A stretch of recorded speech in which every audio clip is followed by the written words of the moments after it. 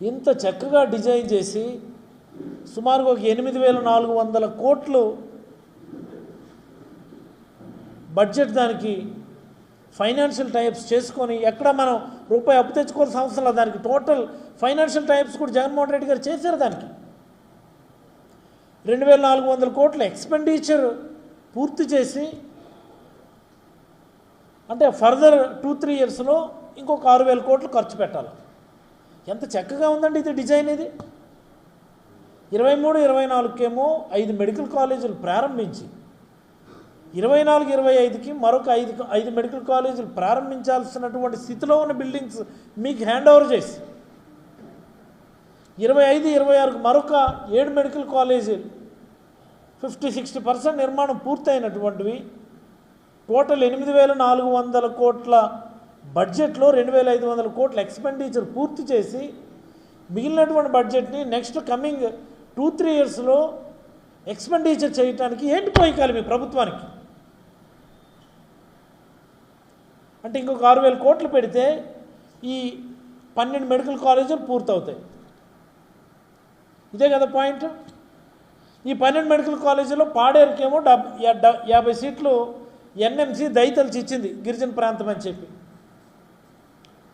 ఇంకా చండాలం, పులివెందులో మీరు college start చేసుకోండి, మాకు ఎన్ఓసి ఇవ్వండి చాలు, మేము లెటర్ ఆఫ్ పర్మిషన్ ఇస్తాము అంటే మేము అక్కడ స్టార్ట్ చేయము, మాకు వద్దు అని చెప్పి లెటర్ పెట్టినటువంటి నీచమైన పరిస్థితి ఈ ఆంధ్రప్రదేశ్ ప్రభుత్వంలో చంద్రబాబు నాయుడు గారి నేతృత్వంలో. ఎవరైనా మెడికల్ సీట్స్ వద్దంటారండి? ఎవరైనా మెడికల్ కాలేజ్ ఇస్తాము మీరు స్టార్ట్ చేసుకోండి అంటే మెడికల్ సీట్స్ వద్దని ఎవరైనా అంటారండి? ఎక్కడైనా చూసాము ఇది? ఏంటిది నాకు అర్థమవుతుంది. అంటే ఎవరు అడగకూడదు ఇవి? ఎవరైనా అడిగితే మీరు నోరు నొక్కేస్తారా? ఎవరైనా అడిగితే మీరు కేసులు పెడతారా? ఎవరైనా అడిగితే మీరు జైల్లో పెడతారా? అలాంటి వార్తలు పేపర్లో వార్తాపత్రికల్లో రాకుండా చేస్తారా? ఇప్పుడేమో కొత్తగా అదనంగా 10 మెడికల్ కాలేజీల నిర్మాణానికి శ్రీకారం అని చెప్పి చండాలమైన వార్తలు రాయిస్తారా? ఆ వార్తలు రాసిన వాడిని అసలు తీసుకొని రావాలి ఇక్కడికి. అసలు అదనంగా 10 మెడికల్ కాలేజీ శ్రీకారం అంట. 6,000 కోట్లు ప్రభుత్వం పెట్టలేదా 2 సంవత్సరాలు 3 సంవత్సరాలకి?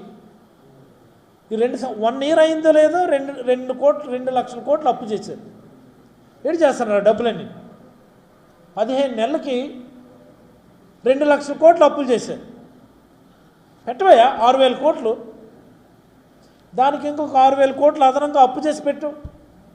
ఇప్పుడు ఏం పోయింది నాకు అర్థం కాదు. 2 లక్షల కోట్లు కాస్త 2,06,000 కోట్లు అవుతుంది. చెయ్యి 6,000 కోట్లు అప్పు చెయ్యి, పూర్తి చేయండి. డబ్బులు లేవని ప్రైవేట్కి ఇచ్చేస్తారా? మీ సొంత మనుషులకి ఇస్తారని చెప్పి నేరుగా మీరు చెప్పండి. ఎస్ ఓకే, చంద్రబాబు నాయుడు ఆయన కులాన్ని అభివృద్ధి చేసుకోవడానికి, ఆయన సొంత మనుషులు అభివృద్ధి చేసుకోవడానికి ముఖ్యమంత్రి అవుతున్నాడు అన్న క్లారిటీ ఉంటుంది ప్రజలు. మీడియా ముందుకు వచ్చేమో డ్రామాలా, బ్యాక్గ్రౌండ్ లేనేమో ఈ పనులా.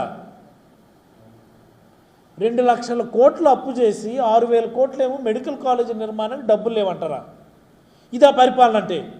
ఇదా విజనరీ అంటే? దీనికి బాకాలు వదలడానికి కొంతమంది మీడియా వాళ్ళు తయారైపోయినారు. ఈ రాష్ట్రానికి పట్టిన దరిద్రం, ఈ రాష్ట్రానికి పట్టినటువంటి దౌర్భాగ్యం ఈ సెట్ ఆఫ్ ఎల్లో మీడియాని ఈ సందర్భంగా నేనైతే మనస్ఫూర్తిగా ప్రజలందరికీ మనవి చేయదలుచుకున్నాను. అడగండి, 2 లక్షల కోట్లని 2,06,000 కోట్లు చేసుకో, నో ప్రాబ్లం. కానీ ఈ 12 మెడికల్ కాలేజీలు కూడా పూర్తి చేసి చంద్రబాబు వైఎస్ఆర్ కాంగ్రెస్ పార్టీ తరఫున నేనైతే డిమాండ్ చేస్తూ ఉన్నాను. ఈ 2 లక్షల కోట్లకి లెక్క లేదు, పత్రం లేదు. రాజధాని నిర్మాణానికి 1,00,000 కోట్లు కావాలని చెప్పి నువ్వు గొప్పలు చెప్తున్నావు. నువ్వు ఏడు చేసుకుంటావు చేసుకో, నువ్వు అమరావతిని కట్టుకుంటావు ముంచుకుంటావు, నీ తిప్పలు నువ్వు నాకు అనవసరం, మాకు అనవసరం. మా పేద ప్రజల కోసం, మా మధ్యతరగతి ప్రజల కోసం, పేద విద్యార్థుల వైద్య విద్య కోసం 6,000 కోట్లు దయచేసి మీరు ఖర్చు పెట్టండి. మీరు ఏంటి, మీకు ఎందుకు దానికి చేతులు రావడం లేదు? అమరావతి మునిగిపోతుంటే నీళ్లు తోడుకోవడానికి 400 కోట్లు 500 కోట్లు ఖర్చు అవుతుందని చెప్పి మొన్న ఎప్పుడో పేపర్లో చూశాను. ఏంటి దౌర్భాగ్యం? Temporary what is the temporary secretary, temporary assembly అని 1000 కోట్లు ఖర్చు పెట్టారు. అవి మీకు కనబడటం లేదా? టెంపరీ హైకోర్టు అని 450 కోట్లు ఖర్చు పెట్టారు. అవి మీకు కనబడటం లేదా? ఈ పెర్మనెంట్ స్ట్రక్చర్స్కి ఏమో మీకు డబ్బులు లేవా అని ఎవరు వచ్చి అంటారు. ఋషికొండలో నిర్మాణాలంటే వృధా అట. దేనికి వృధా? కళ్ళు చెదిరిపోయే నిర్మాణాలు మీరు చేయగలరా? విశాఖ మణిహారం లాంటివి పాపం మా డిప్యూటీ సీఎం గారు మనసు పడినట్టున్నారు. దాని మీద వచ్చినప్పుడల్లా అక్కడికి వెళ్ళి చూసి వస్తే తప్ప ఆయనకి నిద్ర పట్టడం లేదు.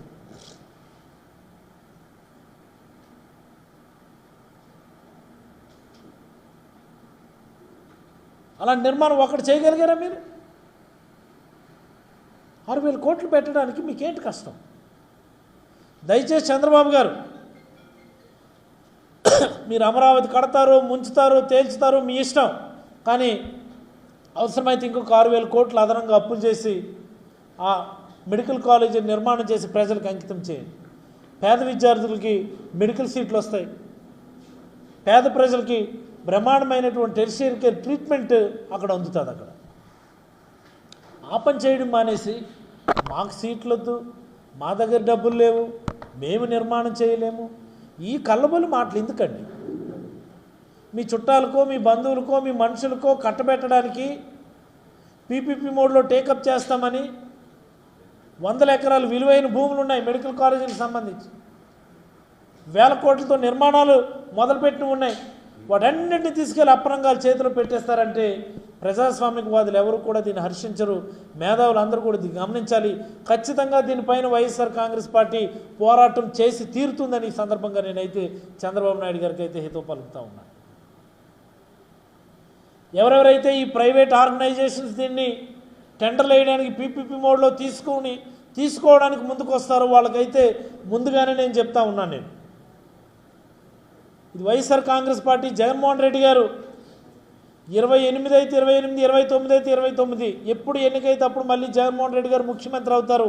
ముఖ్యమంత్రి అయిన మరుక్షణం మీరు ఎవరెవరైతే ఈ మెడికల్ కాలేజీలని పీపీపీ మోడ్లో తీసుకున్నారో తక్షణమే మీ ఎంఓయూలు అన్నింటినీ కూడా ఖచ్చితంగా క్యాన్సిల్ చేయిస్తామని చెప్పి కూడా ఈ సందర్భంగా నేనైతే తెలియజేయదలుచుకున్నాను. నేను ఇందులో ఎలాంటి అనుమానం లేదు.